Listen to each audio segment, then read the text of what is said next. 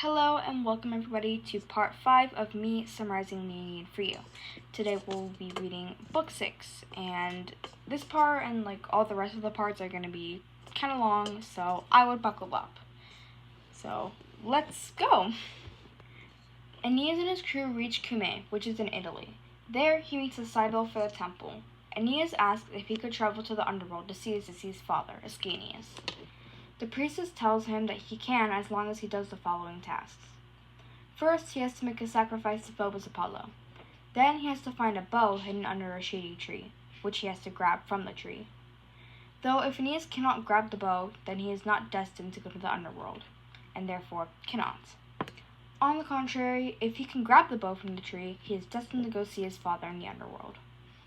Lastly, he has to take a deceased crew member and give him a proper burial. Aeneas makes a sacrifice to Phobos Apollo and goes to look for the bow. But then, suddenly, 2 doves sent by Venus help Aeneas find the bow. Aeneas grabs the bow from the tree, signaling his fate to visit his father in the underworld. Aeneas then buries his fallen comrade, Misenus, who died after challenging the sea god, Triton, to a trumpeting contest. Aeneas and the Sibyl travel to the underworld through the river Charon with Charon, while also seeing many fallen people of his past. Aeneas sees his fallen comrade, Palinurus, who went overboard before getting to Cumae. Palinurus begs to be taken with him and out of the fields of the mooring, a place in the underworld where you go if you're not properly buried. Palinurus is not allowed to come with Aeneas and everyone else, but is promised to be buried when Aeneas gets back. Aeneas shows Charon the bow, and Charon steers the boat further into the underworld. Aeneas is then taken to the part of the underworld where people who have ended their own lives live. There he sees his past lover, Dido. Aeneas apologizes to Dido, weeping, saying that it was not his own free will to leave, that the gods made him. Dido looks down and does not respond to Aeneas. Instead, she runs away into the distance, back to her once husband, Sychaeus. Aeneas feels guilty for her, but moves along out of that part of the underworld. Aeneas encounters many other deceased people of his past, including Tydeus, Parthenopus, Adrastus, etc. A more notable person Aeneas finds is Deiphobus, son of Priam. Aeneas finds Deiphobus mutilated, covered in battle wounds and cuts. Aeneas asks him what happened to him, and Deiphobus tells him how Helen betrayed him on the final night of the Trojan War. Helen told the Greeks to go to their bedchamber where he was sleeping, removing all weapons from the room, leaving him defenseless. Helen let Ulysses and Menelaus into the room, where they mutilate Deiphobus before killing him. Very gruesome, I know. In turn, the ghost of Deiphobus asks why Aeneas is in the underworld, but before Aeneas could answer, the Sibyl told Aeneas that the night was near, and that they had to go down one of 2 routes, the road to Elysium or the road to Tartarus. Deiphobus then tells the Sibyl that he will leave, even though his question was never answered.